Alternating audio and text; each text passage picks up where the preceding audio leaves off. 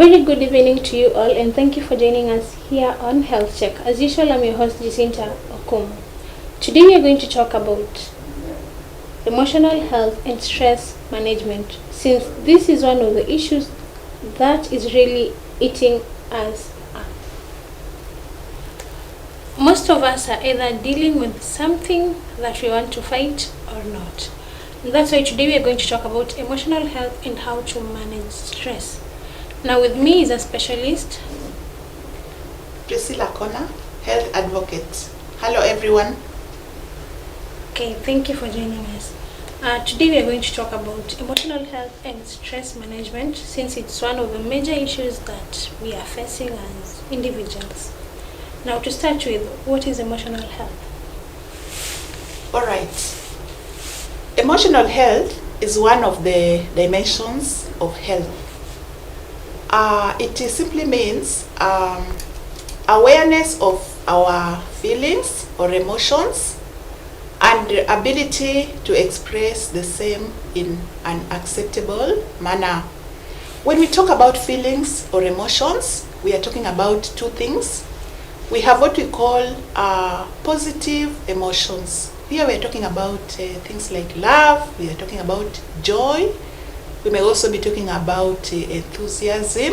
We may be talking about inspiration or happiness or even gratitude. And then of course we have what we call negative emotions like hatred, anger. I'm sure we are familiar with this. We have things like fear. We may also have things like jealousy, regret, grief, or even sorrow. So emotional health is all about having the ability to be aware in the first place of these emotions that you may have, and then of course express the emotions in a manner that is acceptable socially, in such a way that it doesn't harm you, it doesn't harm people around you. So it means we are able to work around any limitations that may come our way through the situations we handle daily. Yeah, that's what emotional health entails. Okay, what does it take to have wholesome health? Okay, thank you very much. Now, good health is a range of states. The definition is really changing. Formerly, people used to think health was all about being physically fit. But now we define health in a very complex way. It means complete physical, mental, social, spiritual, emotional well-being, as we have mentioned. It also entails career well-being, financial well-being. Then of course we have now environmental well-being, and lastly, and what is now new, is sexual well-being. Yeah. Now let's talk about spiritual well-being. Now, is spiritual well-being concerned more with people going to church, or what does it entail? All right. Yeah, so spiritual well-being is all about possessing a set of what we can call guiding principles. Principles we live by, yeah? Values we live by, or even beliefs we live by, yeah? Yeah, so some people even go further. They have a belief in what we can call a superior being. And this superior being may serve as a guidepost to guide you in your morals. Yeah, so generally you'll find that people who are spiritually healthy are better able to live in harmony with others. And then of course they have been found to be less stressed. they have been found to be happier and even more forgiving. Yeah, so spiritual health about being generally good. Yes, some people even just believe in nature, some people believe in a god, so it varies from person to person. Okay. Yeah. Now what about physical health? Thank you very much. Indeed, physical health is one of the most important dimensions of health, and it is determined by the genes we have, the people from whom we came, our income levels, ability to access, for example, good food, education levels, ability to have knowledge and skills that can inform our decisions to do with health. It may also be determined by, of course, our behaviors. Yeah. So physical health is all about absence of disease and ability to fight disease. If you are able to fight disease, you are physically healthy. Then we can also say physical health is about being able to perform the normal daily activities. Then of course we can also say if you have normal weight, you are healthy. Above all, if you are able to see, hear, smell, taste, respond to the touch stimuli appropriately, then you are healthy. And then of course it also entails having positive living behaviors like good diet and avoiding harmful behaviors like smoking, drug abuse, alcoholism. Yeah, so that's it. Okay, so physical health entails both about diet and fitness. Yes, exactly. Okay, now what about environmental health? All right. Yeah, so environmental health is the matter of the moment. It's about the relationship between man and his environment. Yeah, the environment supports us with the resources like air, like water, like land. It's important. This helps us to have health and also to run our economy. Now, it's important that we relate well with our environment in such a way that we don't just extract resources, but we preserve and protect the environment around us. For example, I have just been talking about can we, every time we cut a tree, can we plant it? That is an example of protecting the environment around you. So it's about our relationship with an environment. Very important because right now, the environment is under attack, as you well know. Things are not normal. The sun is a bit too hot, it is raining a bit too much. Beneath all that is environmental degradation. Yeah. Okay. Now you've talked about sexual fitness or health. Sexual health. Yeah. Now what does it entail? All right. Okay, when you have a meaningful sexual relationship that is based on respect and safety, and not freedom from coercion or violence, that is sexual health. It also means that you are in control of all your reproductive decisions. Yeah, you know your reproductive rights, for example. You know that you can have a right to marry or not. How many of us know that? That you can decide to marry or not, that's a right. It's in the Constitution. We also have a right to the number of children you can get. We also have a right to access to information to do with the reproductive health. And of course, we also have a right to remedial measures where sexual violence is concerned. So we need to have as much information about that as possible in order to be considered as sexually healthy. Okay. Yeah. Now there's this last segment, which is career health. Career health. Yeah. Yeah. Now, when you are talking about career health, is it only based on career-wise or? All right. Career health. Okay. Your career is you. You are what you do. Am I right? Yeah. Yeah. So when we talk about career health, we are talking about that happiness and fulfillment that we may get from doing what we are able to do, what we are competent in. Yeah, so it means that we are able to use our potentialities to their maximum. Yeah, it all starts at a time when in school we are told to choose our careers. It's important to choose your career in line with your abilities and wants and your needs. But you'll find that some people are very much are happily at work, yeah. While a fraction, you may find that they are in careers that was not theirs, that was chosen by parents or teachers. So such people may not be really productive, but they are held down by maybe dependency, family dependency, or other socioeconomic implications of job loss or job change. But I would say that it's never too late to change your career. Because once you do that, then you will better use your potential to its maximum, and then of course it gives you passion, it fires your soul. Yeah, so career health very important, and also for financial well-being, because you have a career, you have you can earn your living, but it's also important to have a financial education. Many of us start earning even before we we know about how to use your finance, and they end up making very bad investments. So it's important we know about finance and be able to have a budget to live by, and also be able to live within our means. Then can we be considered as a career, health in our careers. And it's also important to advance your career as much as you can, so that you can reach your maximum potential. Okay. So it means when you are not able to live within your means, you're not healthy. Yes, you are stressed because you you have goals for bigger things which you have not attained. So always you are. Okay. Yeah.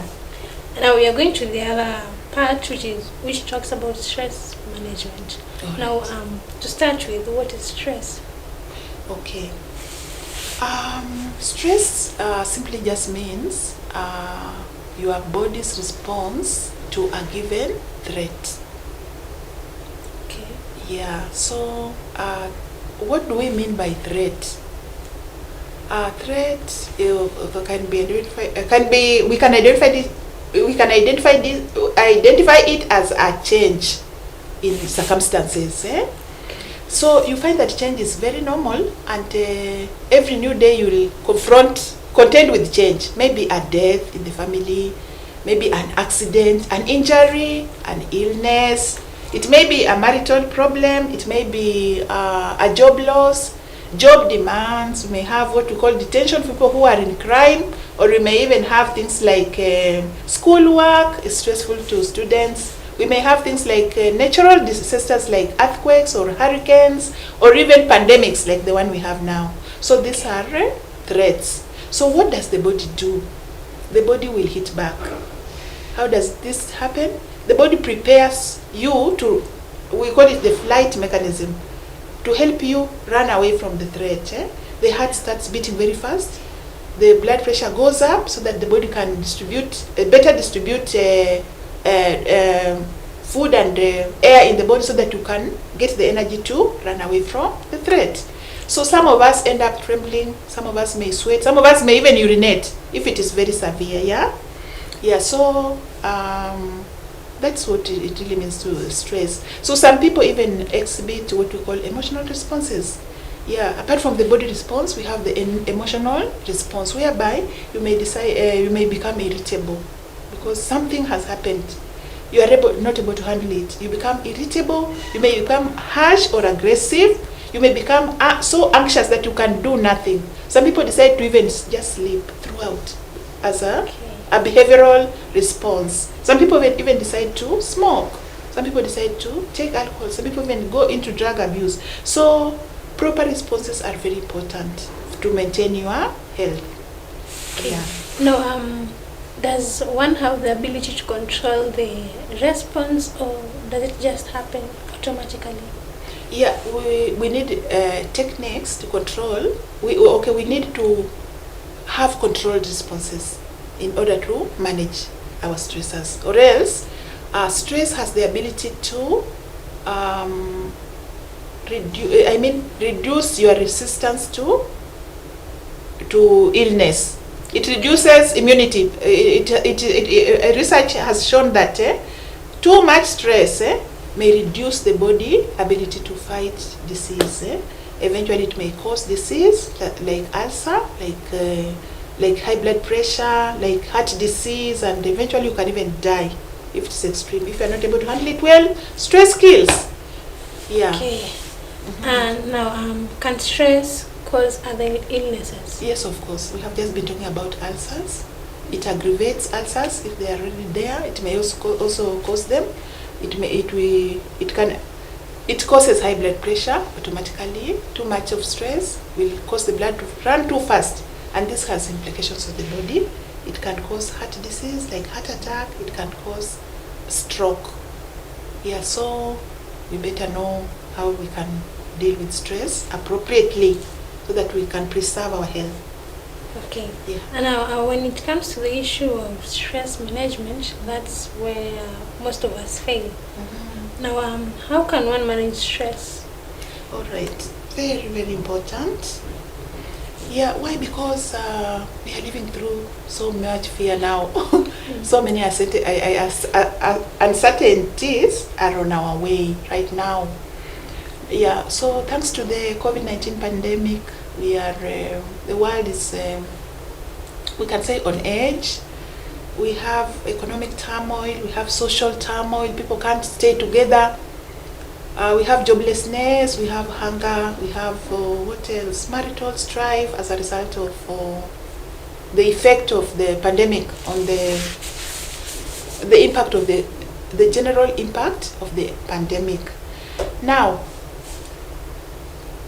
so many of us, okay, every day comes with its own stress in the hassles of life. It may be work related for you or I. It may be a family issue.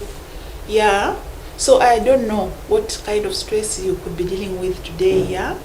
But it's important that we handle it so that we can keep our sanity, so that we can preserve our health. Yeah, so let's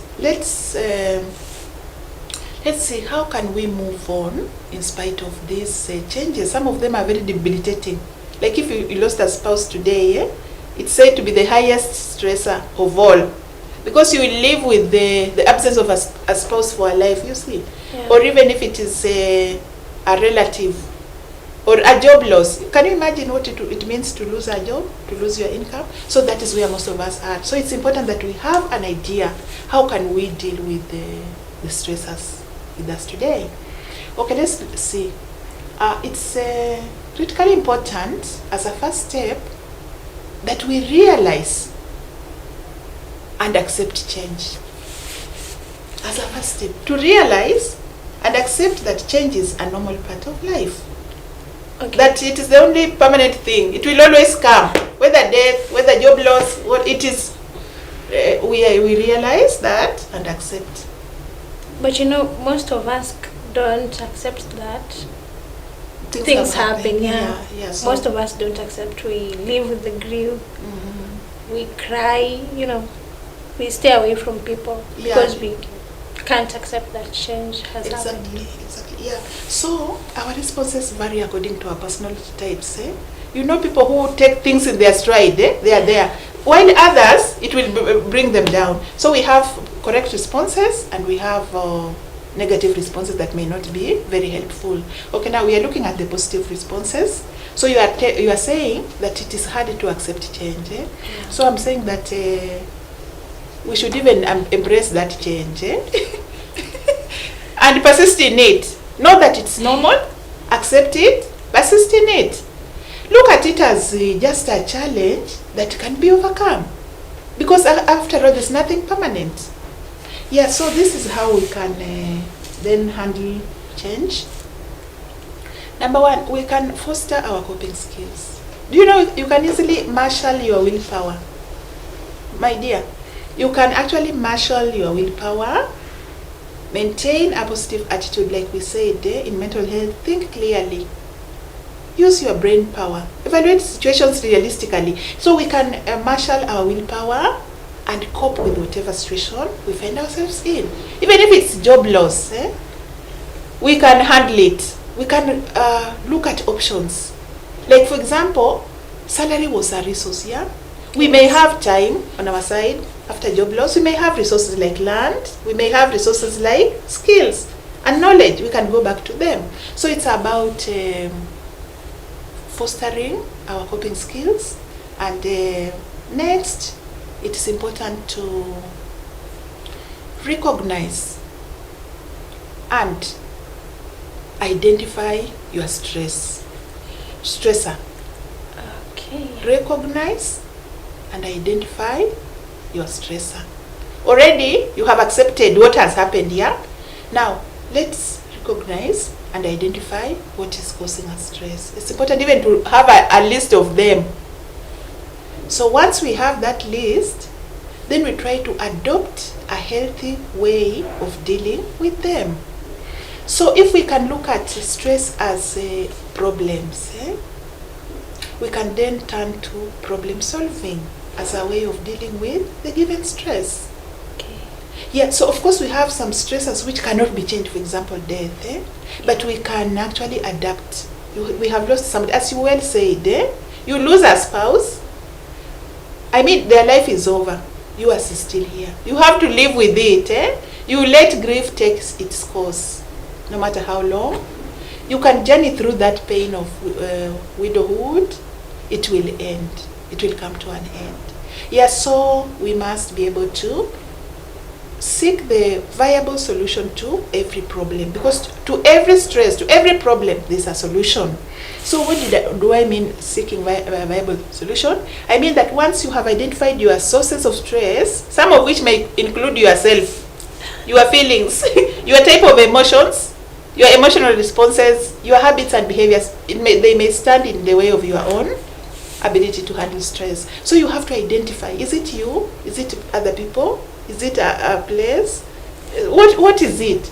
Yeah, so once you identify that, then we can avoid stresses which are avoidable, or sit down and list the stressors, and then of course sit down and see what viable solutions can we get for the given problems with us. Okay, now there's let's say a problem.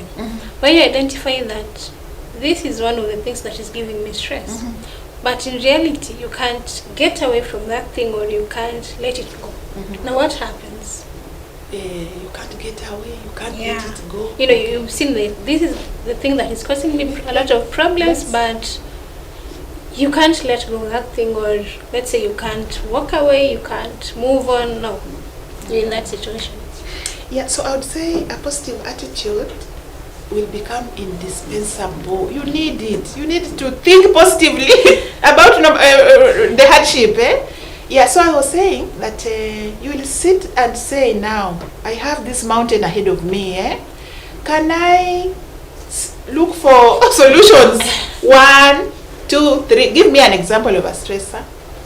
Let's say relationship issues. Relationship issues, yeah? As in marriage, Or we can talk of marriage, or let's say those people that are dating, or how they call it. Let's just talk about marriage, because that is more permanent and harder to get out of. And we have children involved, we have assets involved. Let's talk about marriage. So you are right. Yeah. So many. It's said that only 90% of us are happily married. Only 10%, according 10. to research. The rest are struggling. And why not? Because you are living with somebody who you did not grow up with. There's so much compromise, Yeah. The give and take. Yeah, so if it's a marital issue, for example, marriage, we have marriage counselors, but not many people know about them. Yeah. So it depends on what is stressing you in marriage. Is it infidelity? That is one of the. But infidelity is one of the. It's one of the major issues. Let's say in marriage. It could be. I would say it could be the most major issue in my thinking. I would say it is the most major issue. Yeah. So you are trying to ask me how to deal with it. Yeah. Yeah. So I'm like saying, maybe it concerns the wife or the husband, and it of course will stand in the way of stability in marriage and continuity, because where there's no trust, there's no relationship. Yeah. Yeah, so I would mention the idea of a marriage counselor. They are there. If both partners are committed, then we can always engage the services of a marriage counselor who will sit us down and actually advise us. Yeah, so why? Because marriage is important for stability of the family, for your own good, and even for the children's good. Yeah, but of course infidelity comes with risks. Now we have STDs. Yeah. But you know now with risks. So just before you ask, you need to do an honest introspection and weigh the pros and cons of staying in vis-a-vis living on account of infidelity, because it has its own implications. So that is where problem solving comes in. Let's have viable solutions, consider the consequences, and choose the most appropriate solution, whether it concerns infidelity or money. So But now this is an African, let's say an African country or whatever. Now most of these people wouldn't want to go to a marriage counselor because they'll be like, mbona unatoa vitu za nyumba ukipeleka hizo ukiambia watu. So at the end of the day you are the one dying with it. Yes. Yeah. So it becomes a little bit difficult. It's complicated. Yeah. Yes. Yeah. So that's when we mention about behavior change. Sometimes we need to change behaviors. Let's not be rigid.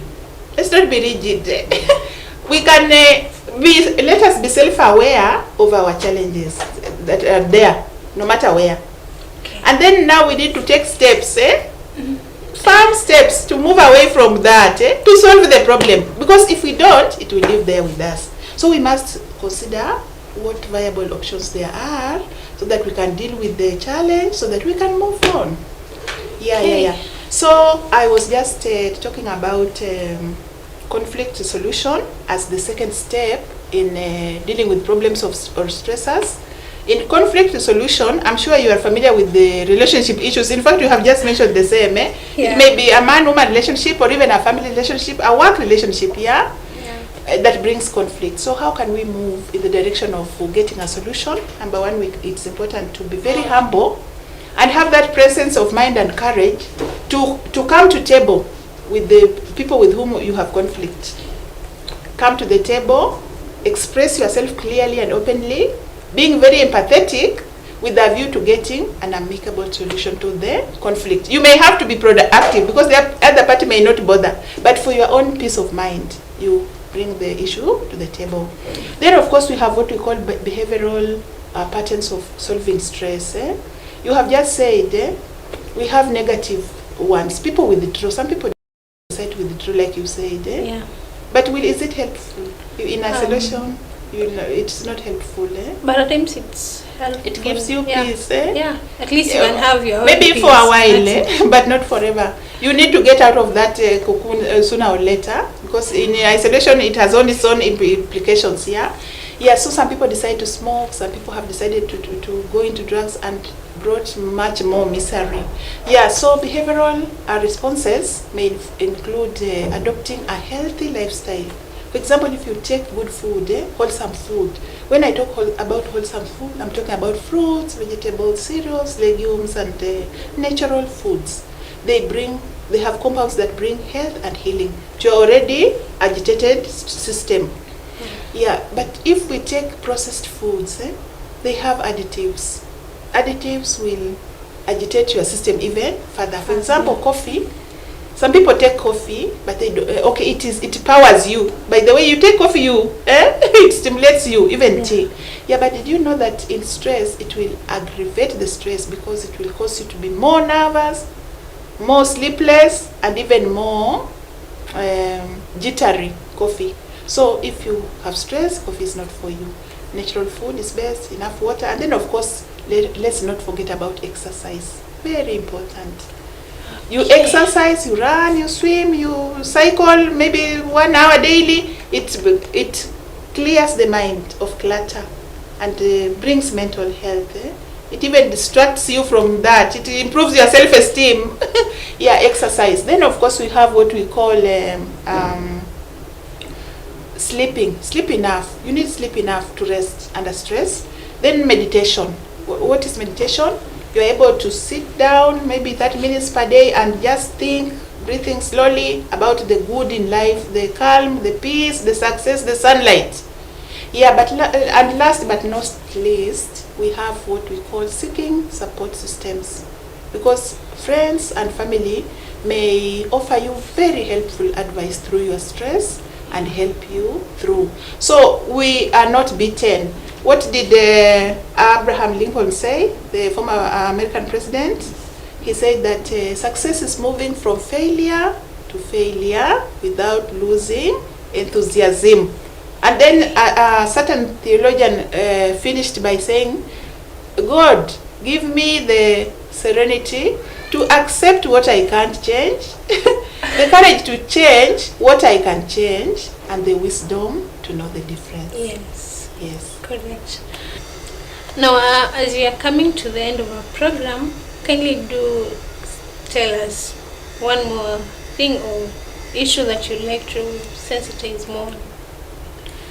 All right, distinguished ladies and gentlemen, your health is your wealth.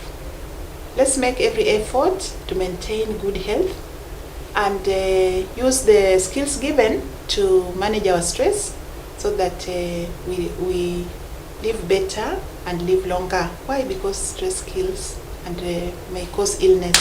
Thank you very much. Okay, now you can continue the conversation with us on our social media platforms, and in case you're there battling with stress, then we are here for you. Till we meet next time, stay safe.